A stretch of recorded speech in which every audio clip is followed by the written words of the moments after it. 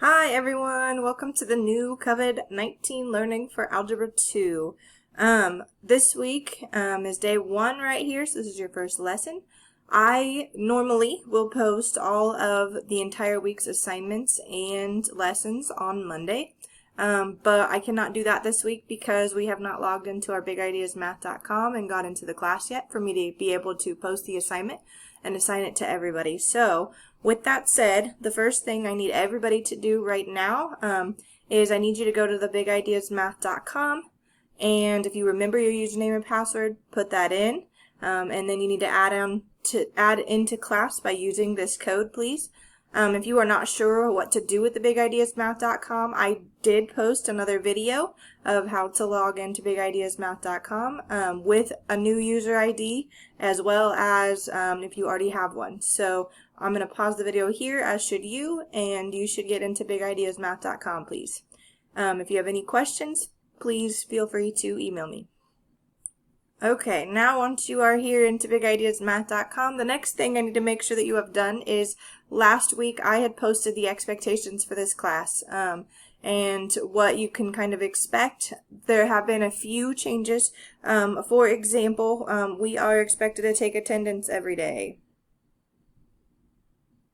And for me to take attendance, that does not mean that I'm going to get online and make you get online every day at your class time.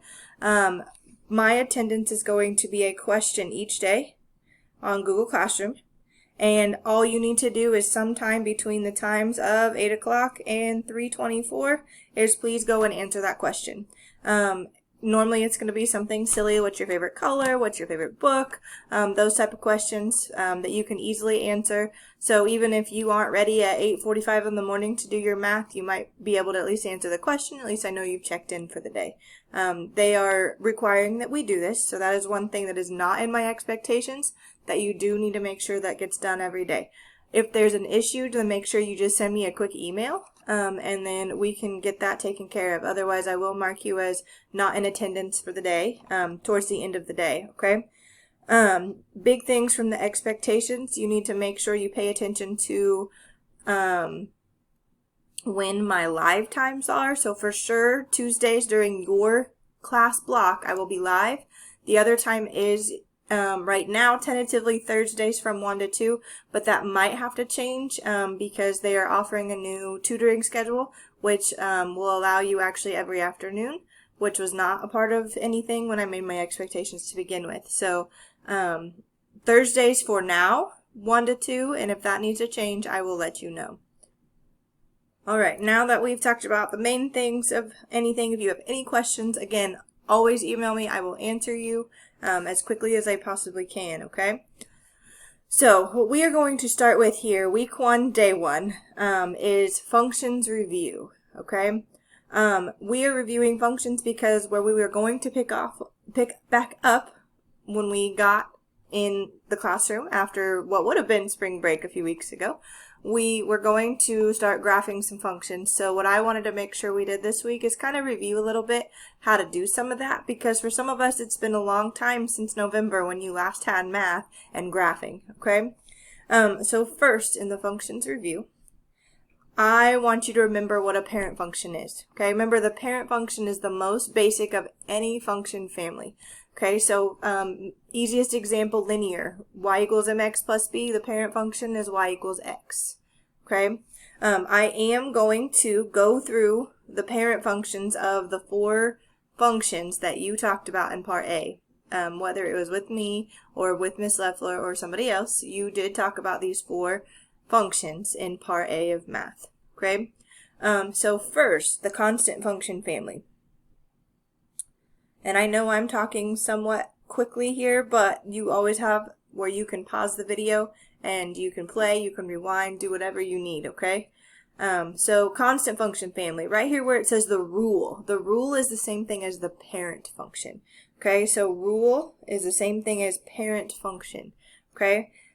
For constant, the rule or the parent that we use is f of x equals 1, or remember that is y equals 1. Okay, so f of x equals 1. So right there is a graph of what that constant would look like. If I were to go up 1 on my graph, it would be a horizontal line. Now below it is a table. Now, constants are a little bit silly to make a table with, but just so you get the idea of what this means, f of x means y equals, okay? So what I'm going to do is I'm going to pick some x values. Well, what's y going to equal when I pick some x values?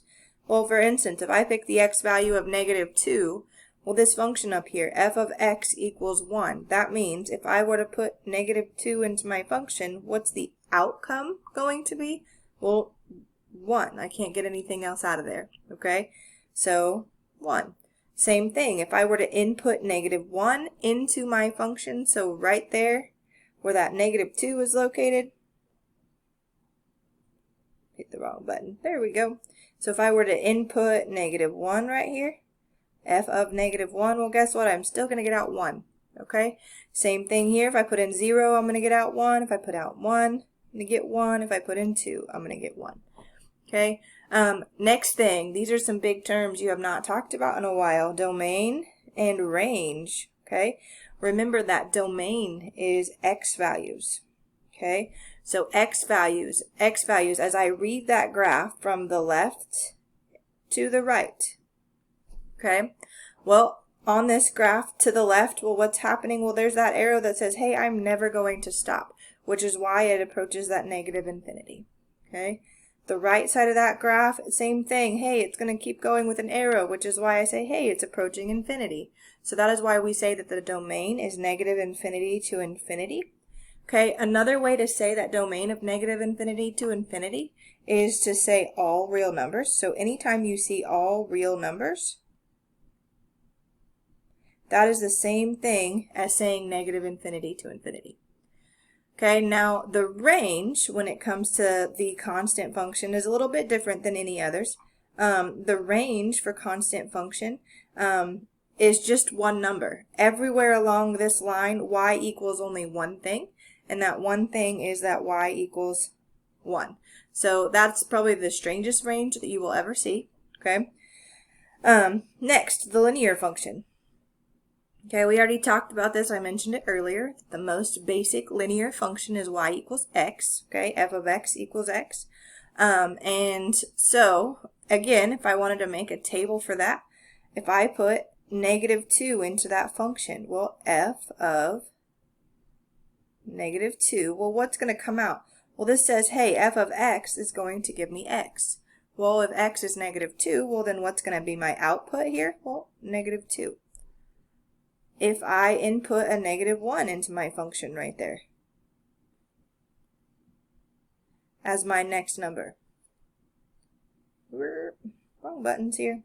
Okay, so if I input a -1, well, what's the output? Well, if I input x, my output is x, so -1.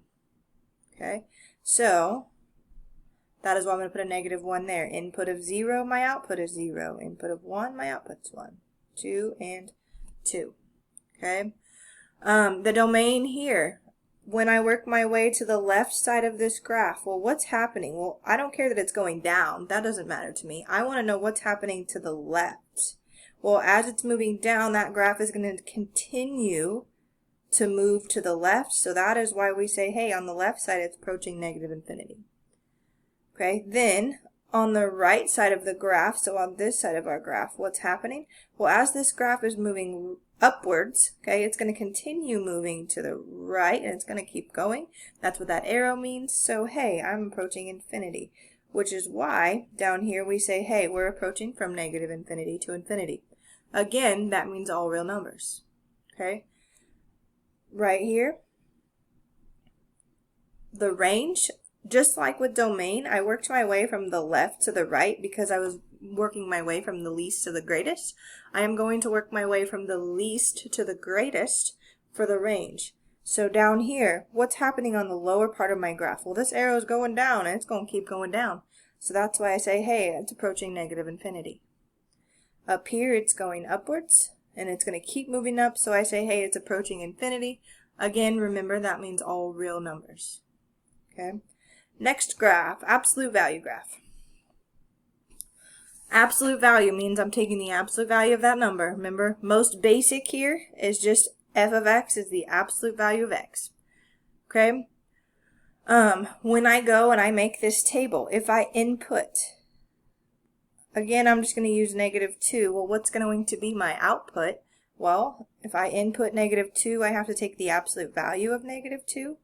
Well, what's the absolute value of -2? Well, it's +2. If I do the same thing here with -1, so if I input -1, what's going to be my output? Well, the absolute value of whatever x is. Well, what's the absolute value of -1? Well, 1. If I input 0, the absolute value is 0. If I input +1 here, not -1, the output is 1. If I input 2, the output is also 2. Okay, domain and range again. Domain to the left, what's happening on that graph? Well, I don't care that it's going up. Yeah, it's going up. That doesn't matter to me. What I do care about is as it's going up, what's it going to continue doing? It's going to continue moving left, which is why, hey, again, we see that -infinity right there. I don't know why my pen is so far off on my computer based off of how it is here on my tablet, guys. So I'm going to try to do a little bit better job here. On the right side of my graph, okay, yes, I realize that on the right side it's going upwards, but I don't care. As it's going up, what's happening? It's moving right. So that is why, again, our domain is -infinity to infinity. Also known as, remember, all real numbers. If I could type. Okay, all real numbers is the same thing as that -infinity to infinity. Okay, now for the range here. So again, I'm going to look from the least to the greatest. So I'm going to look down. Well, nothing's happening down, which is why we say right here is where that graph starts at 0. Okay, and we put a bracket because it's included and both ends are going upwards on both sides. So that is why we say, hey, it's going from 0 to infinity. Now, another way to say that this is going from 0 to infinity is to say that all the y values are greater than or equal to 0. So y is greater than or equal to 0. Alright, just so you know that there's more than one way to put it. Last one here, quadratic, and you're not going to see a graph here, but I could put one in. Quadratic is very similar with domain and range for absolute value there, but the shape is different. It has curved sides because it is not constant on each side. Right here, parent function, f of x equals x squared. Okay, so when I input a number, what happens? Well, if I input a -2 first, then that means, hey, I'm going to square that number. Well, when I input -2 and I square -2, we get 4.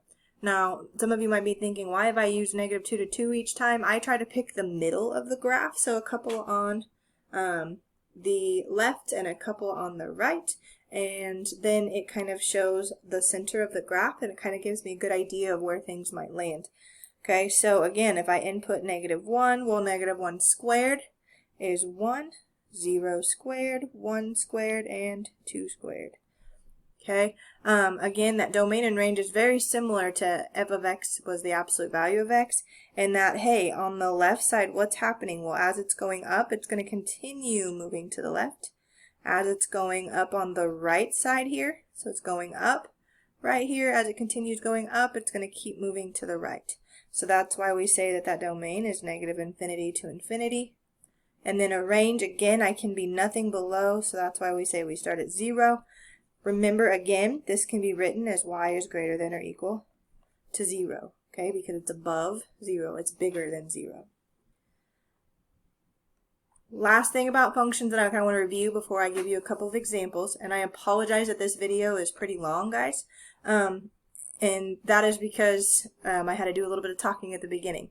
So some few things to remember here about transformations, and I put f of x as x minus h, or opposite of h, because f of x can be any function.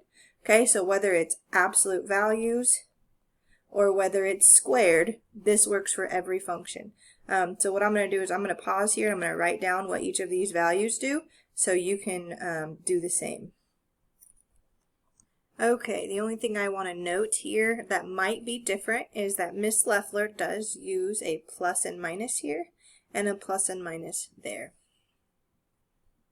Alright, here is 3 examples here that I want you to do real quick. Identify the function family and compare it to its